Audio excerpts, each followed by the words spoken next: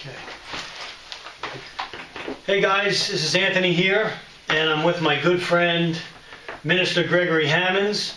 And Greg agreed to do this video with me today to discuss not only his homelessness over the last 20 years, or for 20 years in Fort Lauderdale area, but how it ties into survival. And I want to ask Greg to be frank with us and to give us his view on what he did when he was homeless, how he survived on the streets of Fort Lauderdale for nearly 20 years.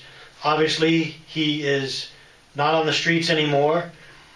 You guys, in this video will be attached in the description box a little biography that Greg and I did a few years ago, where we actually went to the places in Fort Lauderdale where Greg lived as a homeless person, down and out on drugs and everything, and we visit all those areas, and you'll see for yourself in that video a little glimpse into Greg's life. And in there is things about his book that he wrote, things about his Christian ministry that he has in there, and basically how the Lord picked him up out of being homeless and brought him home to Jesus. So that's another video we'll talk about. Today we want to discuss with Greg his life on the streets, what it was like to be homeless, his experiences, and basically how he survived. Because we know a lot of preppers talk about, you know, an SHTF or some type of disaster,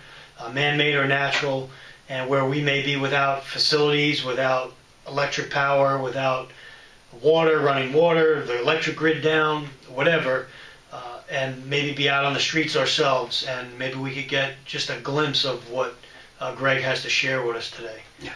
So Greg, you were basically homeless for, am I right, about 20 years? Over 20-year period of time. Okay. Over that period of time, not straight in a row. Okay. It was off and on homelessness, and I didn't choose to become homeless. I ended up homeless from bad decisions and the lifestyle I lived, and well, it's of course the plans I made, the choices I made, the things that caused me to go that low, and it was not such a wonderful way out of feeling, because I was raised up in the proper way. I was raised up in church, and I got my basic training and discipline as a child until I got to the age where high school I graduated with honor, top 10 superlative, valedictorian. I was very smart. Okay. And but I chose to go the way of the world, and my auntie was very strict. She wanted me to go to college. I had opportunity to go to college. That was an option, but my eyes within me, I wanted to see what the world had to offer. Right. And before I could really even, I left home. Really, I left home at the age of 18, and I fought my way out. It was a battle leaving home. And you know, in your mind, you're thinking that you're grown, which I was not grown. And I always said in my mind, I'll be so glad when I get grown. And my auntie would tell me, boy, stay a child as long as you can. Because from that aspect, she knew exactly what would occur in my life, because she experienced to know for herself. Because God had showed her my life. Right.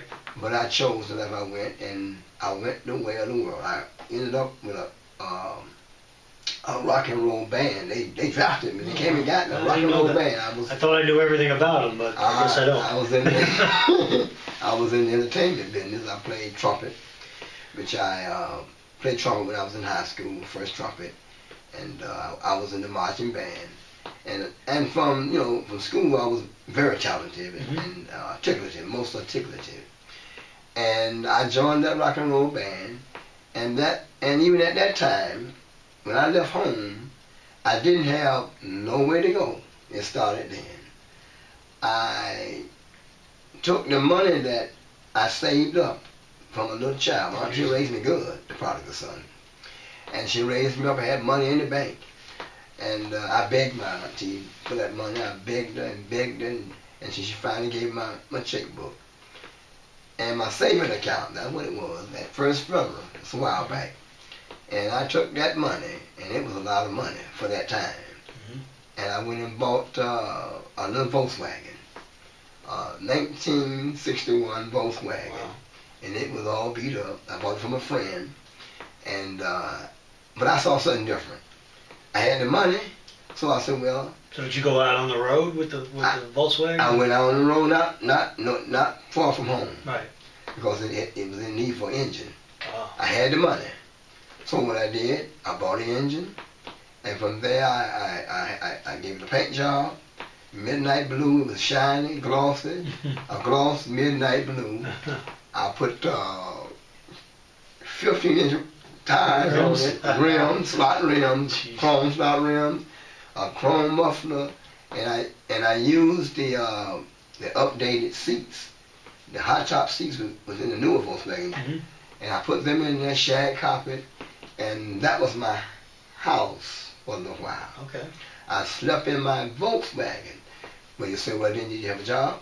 I had a job, but I couldn't find. So when you were sleeping in your Volkswagen, was it like in parking lots? Where'd you park? No, I parked right behind my grandmother's house. Okay, so you're in a family was close. Okay. But you slept in the car. I slept in the car, and it started there. And I had the money. I had everything what I thought I needed, but I didn't have nowhere to stay.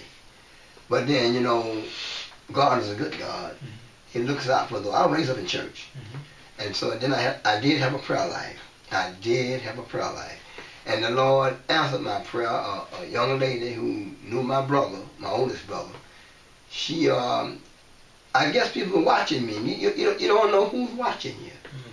And people don't really realize that the young lady came to me and she asked me, she said, you need somewhere to stay, don't you? You look too good to be out here. I wonder how did she know I was sleeping in this car? Right. Because they were watching me. She's observing. And she came and said, I know you and your family. I know your brother. And I got a room, and it's up to you. Would you like a room? And I couldn't say no. I was working. I still had money. And she gave me a room. And I stayed. Everything came with the room. Okay, I had the room. And then she furnished me a good for it. And I said, oh, no. Everything came in the room. Wow. And she was very, very nice person. So this is a room like in a house? In an apartment. Apartment, okay. And I didn't have to buy food. It's just like she just took me on. Okay. It was just all well prepared. And I paid a little rent as I worked. And from that, I was traveling with the band. I would work, then I would go with the band, we practice, then we go out. We went all over Florida. We went everywhere. We recorded.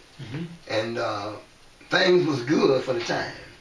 I went on the streets again. But things began to get a little rougher. I was not a dope smoker at that time. I was a drinker. Okay. And I drank, my dad used to say, I drank NDK. I said, Daddy, what is NDK? And he said, any doggone kind. And I was just drinking any doggone kind. Vodka, whatever. Rum, scotch, whatever. And I drank. Then I smoked. And then I did smoke marijuana at the time. But other harsh drugs, I never adventured into that. And time went on. And things was good to me because that was the pleasure of sin for a time. Right. And then suddenly that thing turned around. But during that time, you never imagined you would be physically on the streets? I never had a mindset to think that one day I would really be a person who without a place to stay. Right. Because when you're entertaining and you're going places, that's the excitement of it. Right. Your mind is not even focused on something of that nature. Right. And it's like you got the world in your hand. You got the money, you got the spotlight, you're out there in the limelight. All the women you can put your hand on. You're just living moment by moment. You're not focusing on preparing for a rainy day or. No kind of preparation for that. Right. Just living, just going about living, and never expecting for one day I'll be without all of that. Right. And I think a lot of people can relate to that, because there's a lot of people that, if we relate this to prepping, that they don't think anything bad is ever going to happen. Therefore, they're not looking ahead for anything. They're just living in the moment. And then when something does happen, they find themselves basically stranded. And that's basically what you were doing. You were living in the moment. Living the moment. Right. And I was enjoying the moment. And it came to a point in my life where, you know, it was a great change. It was a great change. My brother stepped into my life. My oldest brother, he was a Vietnam veteran. He's in the book. Okay. And I was working, and he came down from Atlanta. We had all went to Atlanta at one time. I was the first one, mostly back from Atlanta. Then he came back. And my brother, he looked as though he had it all made. He had a nice car. He looked at so extravagant, put together, but not knowing the dark side of his life. Yeah, we were raised up in a family. We came out of a broken family. I want to put that out there. Right. I came out of a broken family. My mother and daddy separated. My mother left us all, and my brother. My daddy tried to raise us, but then we was gave to different people in the family. Okay. Now, one thing was good about a family, when they go through a breakup or a divorce, or they kept us in the family. Okay. We wasn't gave away to people. But getting to the point where my brother showed up, and I always would say this, that he was my mentor. And I didn't know he was on drugs. I didn't know, because he didn't look that way. Right. Because the way he dressed, the way he spoke, but then the dark side did come. Because one day I was working at a place, and he was working there with me. And I went to the bathroom. He was in the bathroom. And I went in the bathroom, and then I saw him shooting up the needle. And that got next to me. At least me didn't get shot by a needle by a doctor. Right. At least putting that in my arm. Right. And then I saw the dark side of him and how that affected his life. But still, I'm still in the entertainment business, drinking, smoking marijuana, and make parties, whatever, drugs. We would take pills and everything that you can imagine to take. But then it came to the point when I was persuaded, when the devil tempts, and I was persuaded to shoot drugs. And my brother taught me how to shoot drugs back there in the room. Then I shot drugs for a brief time, until the time came when I had somewhere to stay. But then it came to that point of life when crack cocaine came to town. And crack cocaine was the greatest fall for many young and old people alike, people with homes and people who had bank, whatever they had, right. People lost. They would give it up for crack. They would give it up for crack. And that high was a high that, it takes the dignity, it takes respect, it takes everything from you, leave you the lowest you can go. Because it's a drug that controls the mindset. The devil used that vice, and it speaks to you and you obey it. And there's a hunger for that drug. More of it. The more of it. Because once you smoke that drug, the first high is a high that you can never get back to. It don't matter how many times you go by, you never can get back to attain that original. Try to attain that original high, and it captivates your mind. It keeps you going that way. It's your master. And from that point there, everything went downhill. No matter where I worked at, I quit. I stopped working. So from that point on, now you start to slip. Slipping down, coming down. And I stopped working. The guys just come out and try to pick me up, and I didn't have no car no more. And guys used to pick me up, take me to work. I just couldn't go out there to them. I just stayed there and hide from them, and they'll go because the crack cocaine. Right. And time went on. My brother, he was still going the same way. We did the identical lifestyle. It was identical. And he was getting worse, and I was getting worse. And we ended up where my grandmother, the granddaddy, they had a house with a store. I came out of a well-built family. They tore down all the houses around us, and all the old wooden houses, because they was going to be doing redeveloping the city. Okay. And every wooden house they would tear down, because when they told we had nowhere else to stay after granddaddy passed away. And the house he had, they tore it down, all the fruit trees around to make sure you don't sit up under the tree. And all the surrounding houses, they were still up. So we were sleeping in abandoned houses. Now we don't have nowhere to go. This was the start of being homeless. Okay. And you say, well, do you have people? You have family members? I say, family members had nothing to do with us because we wasn't. Because of your lifestyle, they knew you were on drugs. We were on drugs and alcoholics, and we were not pleasant people. Right. Because what it does, it changes everything about you. Right. Your attitude, you can try to act like you want to be nice, but you're not nice.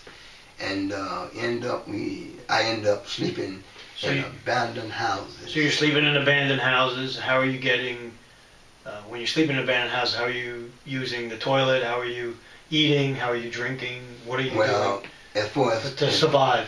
As bathroom, no bathroom. Because in those abandoned houses, the water was cut off. Okay. So in an abandoned house, people on drugs, they found a corner. And they used their bowel movement in the corner. They released their. So right inside the house. Right inside the house in a spot there. And people on drugs so messed up. I mean, the smell, the trash out the place, filthy, filthy. I never thought that in my life I would go that low to live in that kind of condition. My mind had got conditioned to that. And you say, well, couldn't you straighten yourself up? I was so far in that drug. And I was caught up. So that lifestyle became the norm. The norm for me. And you say taking baths. Well, taking baths is when I could go to somebody's house and ask them, could I take a bath? I didn't have if they would let you. If they would let me. And I didn't have no way to go take a bath. So if not, how long would you I go went between sometime without 2 or 3 weeks without baths. What I would do, you know. What triggered you that you needed a bath? Was it? I was getting a little too stank. Stinky. Stank. And you can smell yourself. Oh my God, you can smell. Wow. You say sin stinks. Well, I was stank and full of sin. Wow. And you can look at yourself, your skin, the dirt, and the odor. It's a story I can tell you. We used to go in the grocery store, and I was so stank. I believe my stank was stank. And in the store, the lady in the store, the cashier, now she's spraying the store with deodorizer. When she sees us coming, she starts spraying. And now we know we was stinking. I knew I was stinking. And I would say to myself, what's she spraying that for? You're in denial. I'm stank. What I'm saying, but I ain't stank. Wow. But then again, when she did that, that brought shame to me. Because I wasn't raised like that. I was a clean person. And it made me think the life I was living as a homeless person, not baths for weeks. The same dirty clothes, the underwear. You can't wait underwear. Did you wash your clothes? No. How did you keep clean? I was working out a labor pool. That way, the labor pool paid you every day. Okay. You got a habit. You get a crack cocaine. So you get the money and it goes in one hand, out the other. Yes, you get paid at the end of that day. You work for the labor pool. They didn't pay you full pay. They paid you slave pay. Slave labor. Slave wages. Yeah, slave wages. That's right. And that money, you always knew what you got to go. You're not going to go buy food. The only thing on your mind is getting off that job, and there's some tough jobs. And you're going to that drug. You're going to get that crack. And crack so most of the money's being used for crack cocaine. You're not going and buying like a gallon of water. No, nothing barbecuing food. Nothing of that nature. What did you eat to stay alive? Was it just like fast food? It would be at a point in time, you'd think they go get something to eat. It was a restaurant, and you would go there and get your plate of food. Not going all the time. No.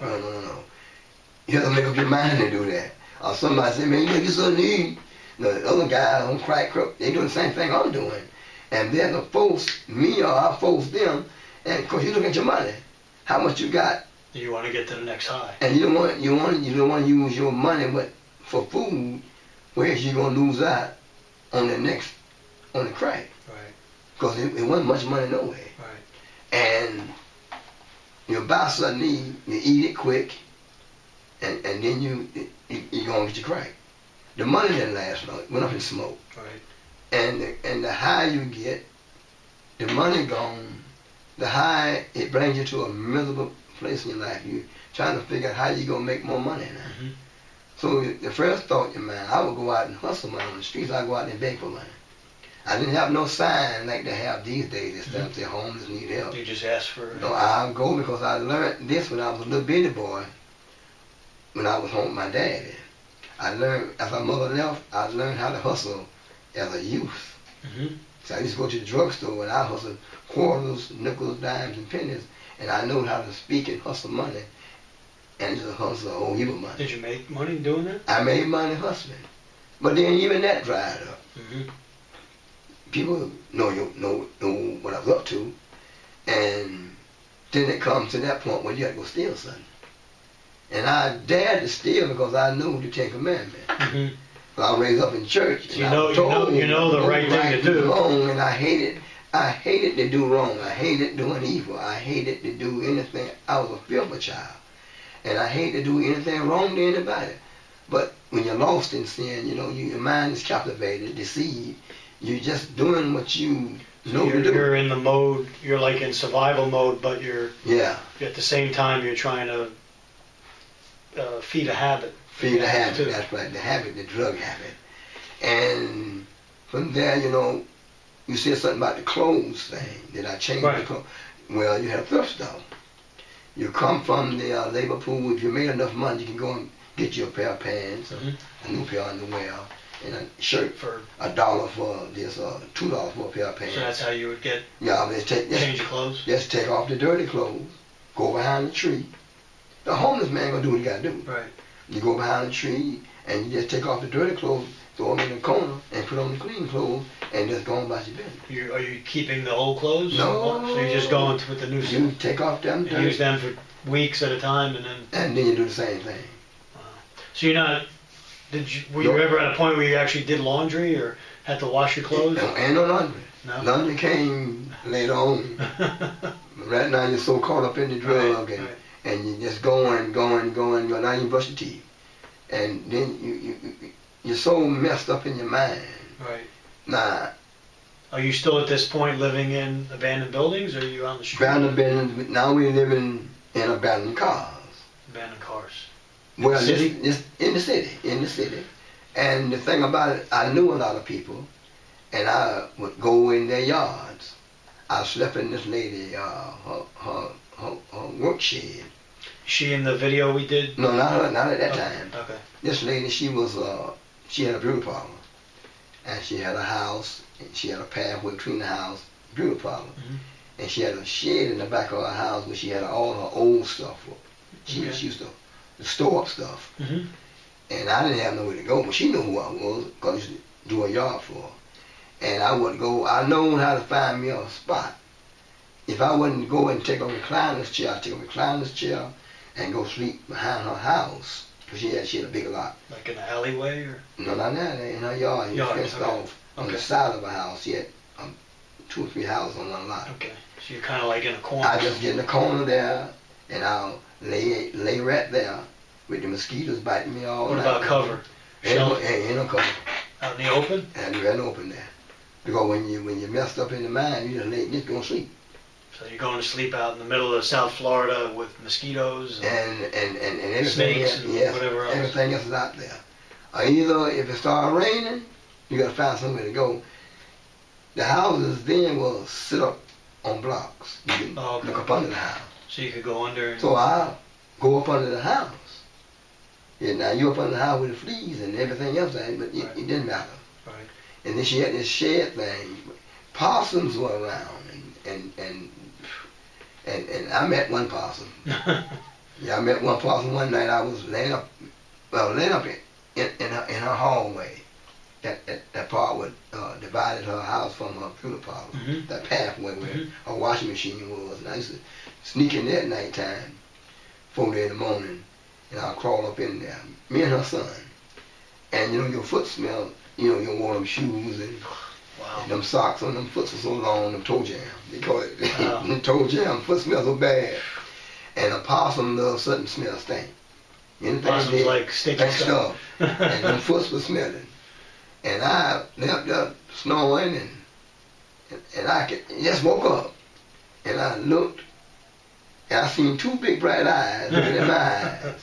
So he's smelling you up. He smelled me up. And he saw me, I saw him, he went one way and I went the other way. Possum. Wow. Yeah. And so. You see how important hygiene is. Hygiene, stay clean. Stay clean. But you get to a point where your mindset, where you don't want to be like that. You'll come to your senses. Mm-hmm. And it's getting worse. You start sleeping, it got so bad with the drug thing. I started sleeping where trying to get away from people, get away from everything in your mind being tormented. When you can't get nothing, you're tormented in your mind. I mean, you're going crazy. And you're trying to get away from people. You're trying to hide from people because, you're looking for, you think somebody's going to kill you all the time. And I was aware of my surroundings, but I was fearful of people because people was killing people and shooting people and stabbing people with drugs. And don't get nobody wrong and do something against them because they're coming to get you. And I got to the point where I started sleeping on top of the house. What, did you, at that point, were you carrying a weapon? Or Had no weapon. Had no weapon.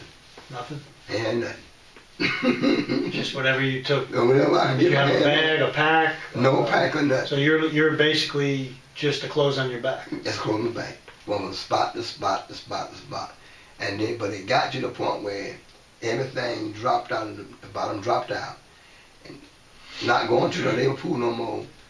Trying to keep the habit going, then I end up picking up cans on the street because I was not a lazy person, regardless of what I did. Right. I always had a mindset to work to make $1 because I wanted to eat, I wanted to take care. I had to do what I had to do, and I end up letting all the work go, and no more work. So I became my own boss. The devil told me, "Say you're your own boss. You got it made." So I started picking up cans. My brother was picking up cans.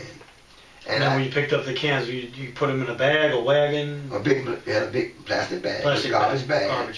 And I had, it was a time when the city, they enforced that you don't push the carts around. Oh. And I had to build me a cart. So I found a baby carriage. So I was pushing a baby carriage around with all my belongings on it, whatever I accumulated. What you had in the baby carriage? In the baby carriage, my tools, whatever little nip naps or whatever, and everything was right there. That was my house. That's your house? That was my house.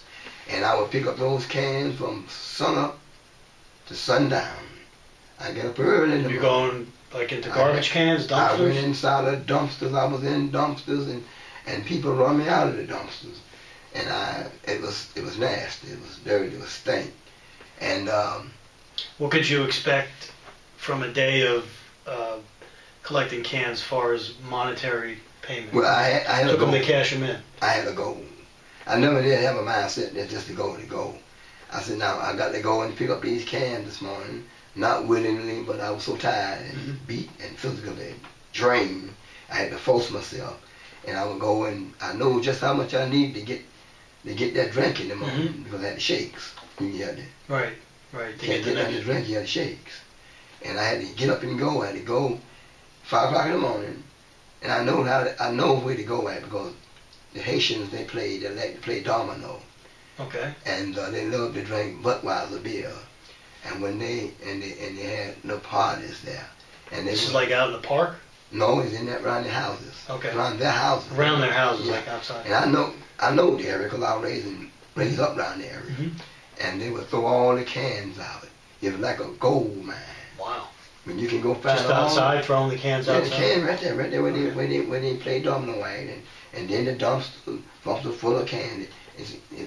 So you'd go clean up the area. I go clean up the area, but you had to get there before somebody else get there, and you had to get there because if you don't, they'll get it for you. Because homeless people, they out there. There was competition. Competition. And I would go in and I would have my 2 big bags. I knew how much it was going to be. I had to, you know, you ain't going to do it right. So we got to get some weight going. So I would just, you know, put some dirt in there. And a little dirt in the can, make a little heavier. Rocks and some and get a little weight going here. Wow. Because I want to get to that goal. If I get them $10 that morning. So you knew basically what $10 would bring? Amount of cans? Yes. Is that a big bag? One bag? It's a big black bag. Full of cans? Full of cans, loaded down. Get you about $10. And almost 2 bags. 2 bags. And you get the $10. And I didn't, you know. What'd you use the money for? Well, first thing I do, I stop by the big store. I get 2 cans of Magnum beer. That was my regular. Is that like a quart? Tall, yeah. 2 tall cans of 16 ounce, yeah. 16, okay. And I would get me 2 cigarettes. 2 packs of cigarettes or 2? No, 2 cigarettes. 2 single. Where do you get those? You get it from the store. Singles? It's something for $10 a piece. Wow. At that time. At that time, okay. Yeah. And I would get, that was my regular routine. I would buy me a newspaper because I was a reader. Okay. I was smart. What about something to eat? I ain't getting nothing to eat. Oh, God. I had to get rid of that shake first, that bad feeling. So the beer first. The beer first. That was my appetite. And I would drink the beer, and I would sit there and read the paper, all the paper, every bit of it. And then I had a little Bible. I had sense enough to carried your little Bible. I had a little Bible back in my back pocket. And I would do that, and I would read, you know, a couple of Psalms, and then I had to get up and go again. I would pray, and this is what I prayed. See, a lot of times people don't realize prayer is the key. Even though you're not born again, you're not saved, you're not serving God, because I didn't know God, I knew of Him. Right. I had a prayer. I was raised up in church. I was around prayer all the time. And I would pray. I would talk to God.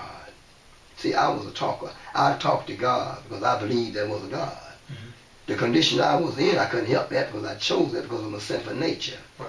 I was a slave to sin. That's all I knew to do. And I chose the way I went. Nobody didn't force me. Nobody didn't make me do what I did. I chose that way. Born in sin. And what I would do, I would drink my little beers, like I said. I would read the paper. And then I had to start all back over again. Then I had to plan my way out which way I'm going now. I can't go back the same route because there's nothing there. So I got to find a new route. A new direction. And I will walk for miles. Miles. With your wagon? I mean your big stroller. And I would walk for miles. And I wouldn't. What kind of shoes are you wearing? I had on old shoes, old dress shoes. So no fancy hiking boots? And no fancy, no. Trekking shoes? No, ain't none of that kind of stuff. Ain't none of that. Just a pair of shoes? I would have on the dress pants with the dress shirt, because that's what I got out of the thrift store. I wouldn't buy no work clothes. Right. So you look dressed up. Look like I ain't, you know, and people wouldn't look at. I thought that in my mind that people see me sort of dressed up looking, they wouldn't look at me so terrible. Right. And then I knew the way I was raised up proper way, in the right way. Things went through my mind. Then I would have flashbacks on how I was raised, how I was raised as a young kid in church, and the good things would come to my mind. And I would think about, why am I in this condition? What am I doing? All that went through my mind. And it got to the point where I got tired of being like I was. So you have to make up your mind. And people would see me. I had, you know, my mother didn't raise me because she left at that early age of my life. Right. And I longed for my mother. My daddy gave me away because it was too much for him. To my auntie, she raised me. Thank God for her. She did a wonderful job. And I longed for a father figure. And through that journey of being homeless, the Lord made a way.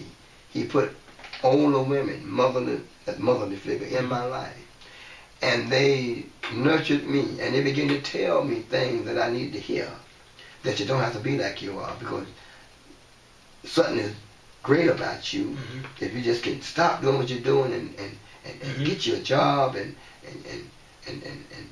get you a nice place to stay and get back, you'll be okay, you're going to make it. Get in church and start serving God. And that's all I heard. And they worked on me with that. They worked on me with that because I loved it to go to church. And I loved it. I loved it, God, but I didn't know Him. And my auntie raised me so good. That was always in me. And I used to, you know, they took care of me because their yards. They made sure I did their yards. See, the Lord looks at you. And then they gave you, was it like a barter system? You did work and they gave you a place to stay? No, you could stay out in their house? They just gave me work to do to keep some change in my pocket to keep me going. Okay, and they gave you some money for it? Yeah, they paid me for it. Okay. And I was so overwhelmed by that was bringing a change in me, which they was presenting me back to society, and they would say good things about me. They didn't condemn me and shoot me down, no matter how I looked. So they were uplifting you. Always, and I would go by churches when I was so messed up. I would even come by churches, and it always that motherly figure would come out and say, "You want to come in and join us?"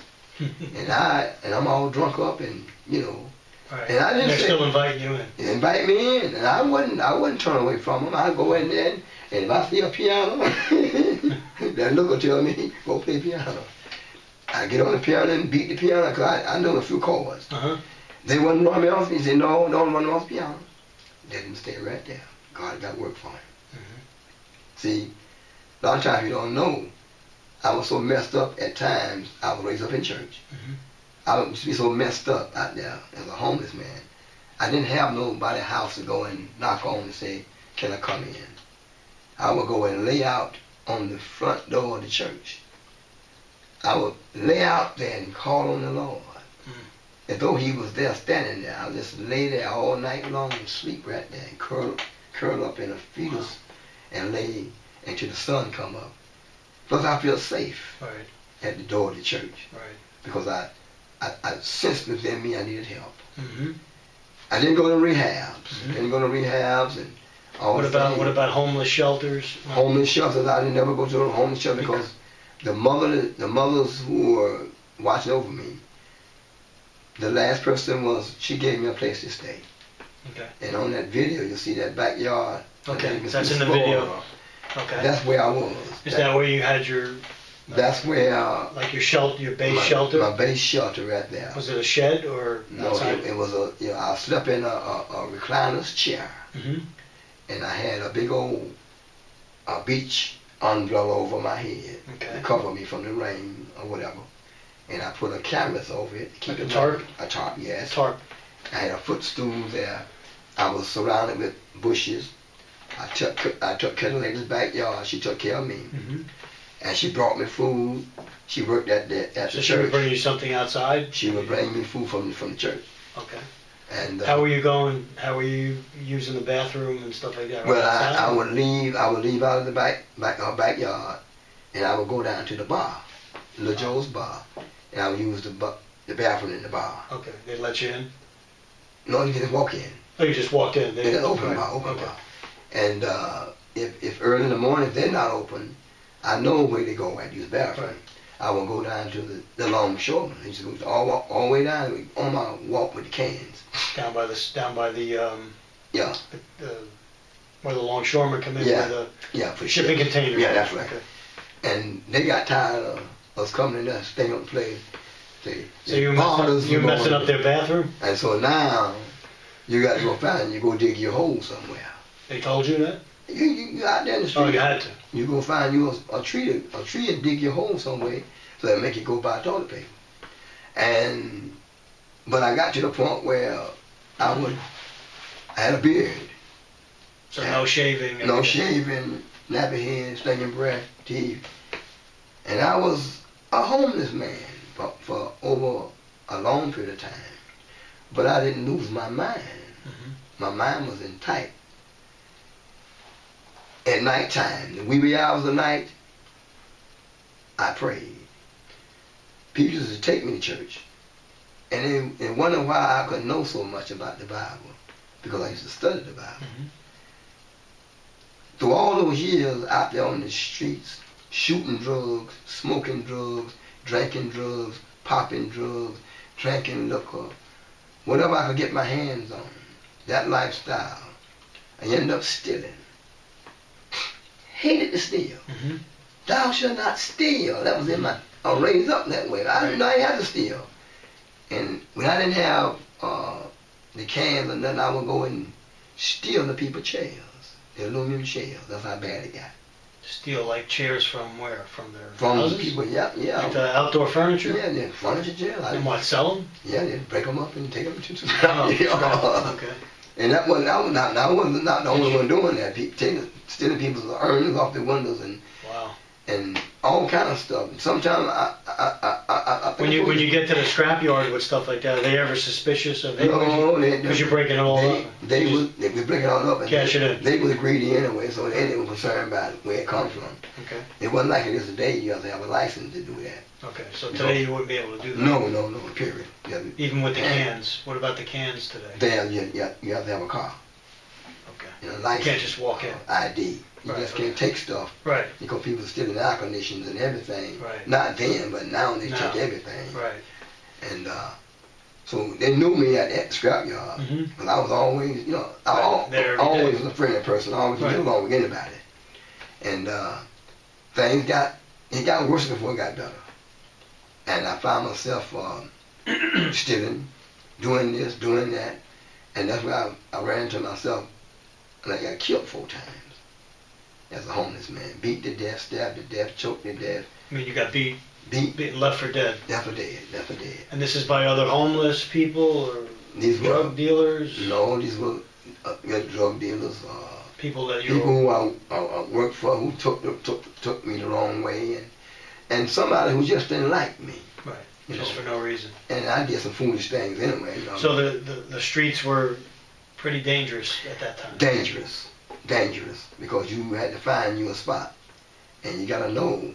At night time, you gotta know. I got robbed so many times, beat up so many times. You know what I mean?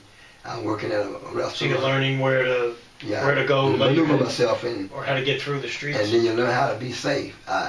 So it's not like if you're survival. If you're going from point A to point B, basically it's not going to be always a straight line down that street because you might get mugged. Right. You might have to. Zigzag. It might take you 5 times longer. But you do what you gotta do. Yeah. Okay. And that's where but I still the main thing what I want to say is that I was very prayerful about everything. I would pray, and I put that to the point because praying is the key. And I would pray and ask God. I said, Lord, please help me not to go steal. And I'm going to steal at the same time. But I was asking God, help me not to steal. And that was already in my mind. Because I'm going to steal people's stuff because I need the money. Right. That lets you know you can't control what's in you, the sinful nature. Right. But I was still calling out. And I always prayed. I was to pray. I was to walk and talk to the Lord. You see, you out there stealing, and you're out there going on. You're trying to find that drug. You're walking and talking to the Lord. And I'm walking and talking to God. I found myself, and that what kept me going. And I was serious about what I was doing. And it came to the point, I got tired of being the way I was. I went to a mirror one day at the longshoreman. I looked in the mirror. I looked at myself. And though that mirror spoke back to me and said, that's not you. And I said, it's not me too. And then the Lord showed me who I was and who I could be. That stuck. So that was like a turning point. The turning point. Wow. You got to go look at yourself. Right. And everything came to my mind. And I know that it was him, the Lord Jesus. And I continued to pray. I prayed day and night. I prayed when I prayed. Whatever I was doing, I prayed. I kept on praying. I kept on praying and calling on the name of the Lord. Ain't nobody else could help me. Every door was shut in my face. I'm out there lost. And he knew it. You knew it. Yes. I had the faith to know that one day something was going to happen. As a little child, I had a dream, and I wanted to fulfill that dream. And that day did come. At the bottom of my life, I found myself wanting to change. I didn't want to be nasty and dirty and stinking no more. I wanted to get back into society. The integrity, the intelligence, the real me. And God was working that on me because I asked him to change my life. I got where I didn't want to go without a bath. I began to wash myself, clean myself up, cut off all the beard. Right. I wanted to brush my teeth again. I found a medicine cabinet. Like everything was put in place for me. Medicine cabinet, like in a everything was put in house, place. Like the Lord put everything in place for me to bring so you me took back. the cabinet? Took the whole cabinet. And did what with it? And a mirror there. Okay, you used it as storage too? Yeah, put my stuff in there. So you had that was like your backpack almost. Yeah. And I had it set up in that backyard. Okay. And I would go take my bath and scrub up and get clean. How would you get water from She had water fountain outside though. The water you had like a hose bib? Yeah, hose right there. Okay. And I washed out there, washed my clothes up. Oh, so now you're doing laundry? Doing laundry now, getting back, coming back now. See, that was a change. Right. It was back then because I asked God to change me. Right.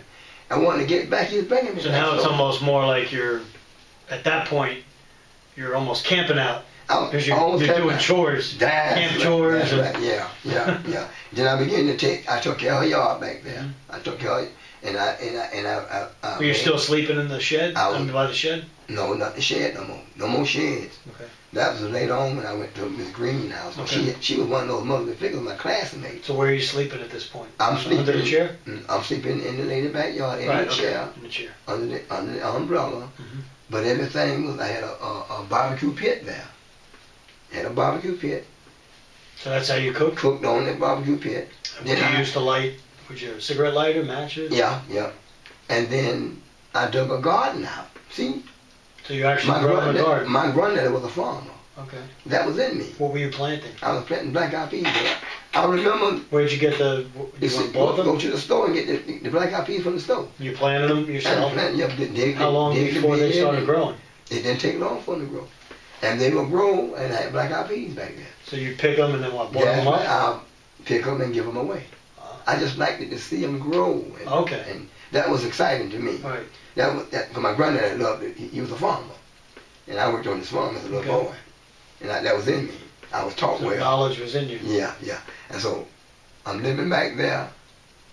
And I had tools. I had chisels and hammers and saws. And I would find aluminum. I stopped stealing folks' stuff. I found stuff loose on me, and I'd get down, saw it up, and I started not wanting to steal no more. Right. And the Lord blessed me so many times. I went one time called River Bend. You know, on 7th Avenue where I stepped up on the bridge. Mm-hmm. By the water there? Yeah. Okay. I went that way one morning. When you pray, God answers your prayer. Mm-hmm. You know you're lost out there. He still, because my life was predestined by God. I was chosen by God. Mm-hmm. I didn't know it at the time. Right. And I came that way by River Bend. A big old yacht was a big old, huge white yacht. And they had built this this tower building. And I come out of the boatyard because they say you can't swim it too. Mm-hmm. And I was coming down. I gently go inside with the dumpster. They can't like the dumpster. Mm-hmm. And something say, look down. And I looked down. I saw it. I know it was money. Because I seen the man hit a big old wad. Wow. And I was looking around. Then the devil told me, say, that's mafia money. Mafia money. That's drug money. They're looking at it, going to kill you. He was telling me that to scare me for me not to pick it up. And I kept on looking around. I was looking around at the tall building to see if they're looking at you. I got binoculars looking at me. I got brave. I got bold and brave. So what I did, I squat on down, whooped it up, and put it in my pocket. And I was shaking. You walked away. I was shaking, walking away with the cotton. I'm going. So you got the baby carriage? Yeah, I'm shaking. Just couldn't go. I'm so scared. I was shaking so bad. You hear the can. And I got out far away from that spot. And I had to cross 7th Avenue Bridge. I had to cross 7th Avenue Bridge with that car. In the open. I got the wall of money here. And it looked like everybody would come along. I thought they was coming to get me. And I couldn't push that car across there. So what I did, a great big old sea grape tree. It was hanging over. Mm-hmm. I said, I won't be needing these cans no more. I said, you threw them off the edge.